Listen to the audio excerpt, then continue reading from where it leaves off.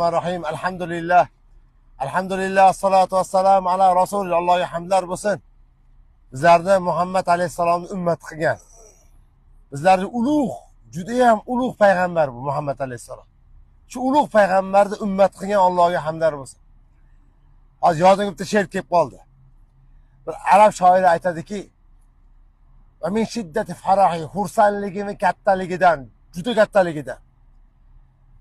Surayyo yulduziga tovonim bilan chiqdim deydi.